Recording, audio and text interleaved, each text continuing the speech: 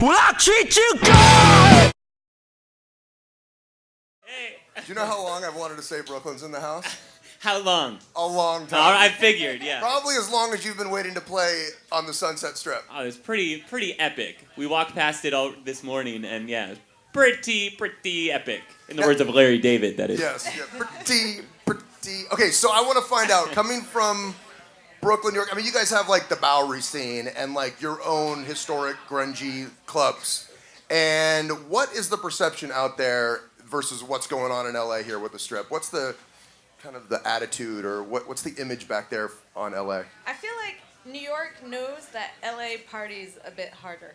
Oh, really? Yeah. You're gonna go there, I huh? am. Jeez. This where it's gonna make it back to New York. I'm not gonna be allowed back home, but I feel like LA can party a little. Well, I'm harder. gonna say they can make a club really dirty. All right, like Dirtier than the Viper Room? we went downstairs. The smell in there was something I haven't smelt for a while. Imagine it was how impressive. much DNA is There- just there- soaked into that carpet. I like to call it the lap dance smell. Yeah, You you know. know, the boom boom room. I leaned up against the counter for a second, and I had to go get a shot afterwards. That's funny. You guys have a very cool, very different story about how you came into music. I would like you guys to tell the story for those that have not heard it yet. Do you want to take this one? I'll take it. So yeah, we had no idea what we were doing. Basically, I mean, we still have very little idea what we were doing. But Kim never played drums before. I never played a keyboard before. Kim wanted to learn how to play the drums. I mean, you can see these guns are pretty massive. You know, like Good pipes. she had to hit something, and I wanted her to stop hitting me. So she picked up on the drums.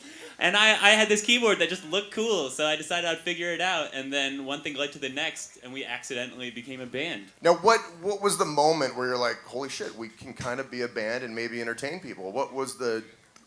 When did you guys notice that? How did you notice that? What do you think? Last week? Was I it? mean, the moment just keeps coming on different levels. I mean, I've been doing this band. We've been doing this band for our only job for the past 4 or 5 years or something, and I still feel like when I go through immigration and I have to write my occupation down, and I write musician, that I feel like I'm like a dude writing poet, but I work at a coffee shop. You know, I still can't believe it's real. You know. Yeah, and you guys get along, obviously, you're together as a couple, but you get along great, and you made this music in a tiny Brooklyn apartment. What's the secret to the magic? Can I get this one? Sure. I am so awesome. That's what it is. I mean, you know. I'll take it. I am. There we go. Matt, can you I won't argue even. with I it? won't even make that seem like a joke. That's just kind of thing she says. Yeah.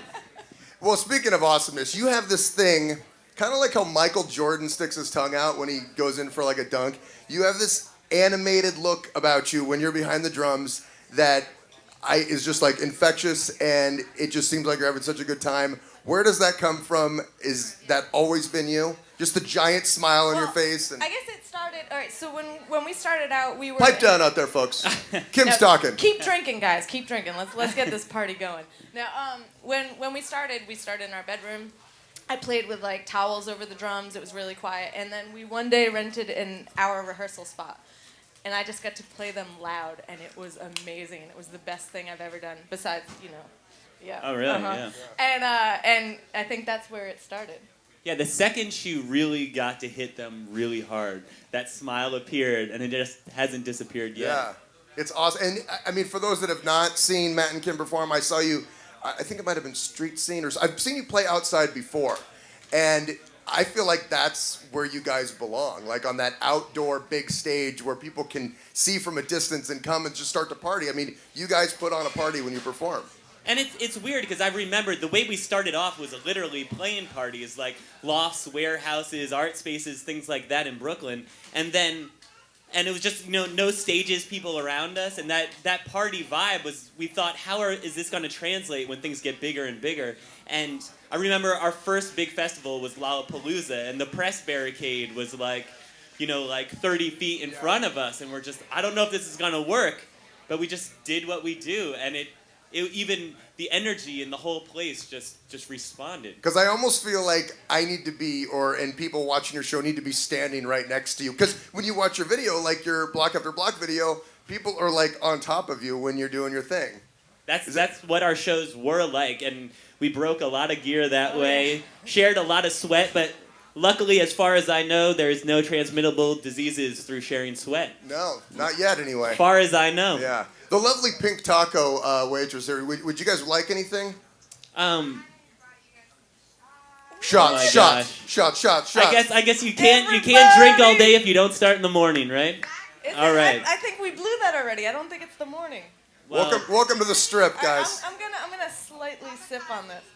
oh my God. Kamikaze. What She's is trying a to tell 'em they gotta kamikaze perform exactly? later. Oh, she doesn't.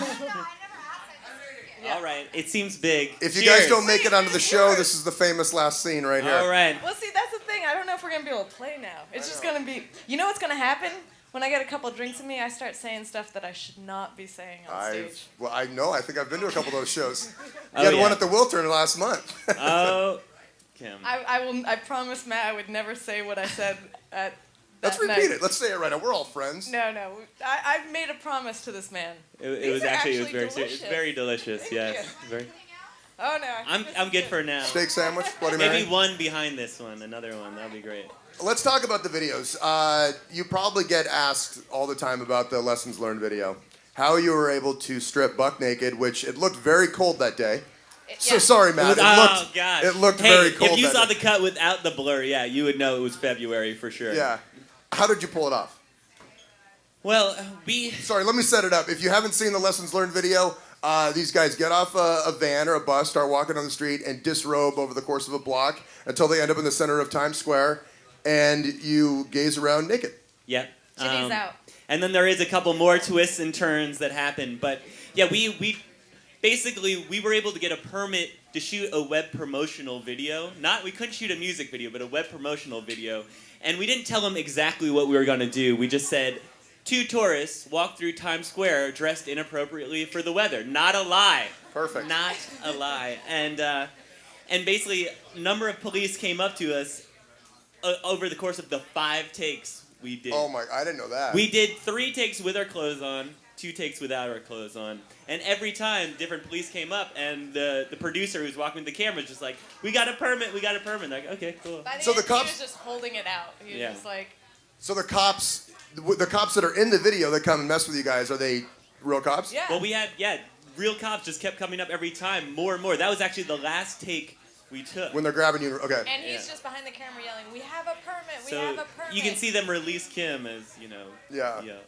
God, that was great. Yeah. Now, and the block after block, who's the creative mind behind your videos? That's Kim's pointing at me. That is me. I went to school for film. We actually met at art school, and the only time I get to do film-related things is when it deals with Matt and Kim. But Kim always thinks I come up with the ideas just to torture her. Mm-hmm. But after we do such things as win VMAs for them, she had to kind of admit that I have some good ideas. That's awesome. No, the block after block also. Go now, check out that block after block video. It's pretty amazing. It makes you want to move to New York and run around the town and party with you guys. It was a blast to make. We were nervous to do beforehand, but it was a blast. Will I treat you good?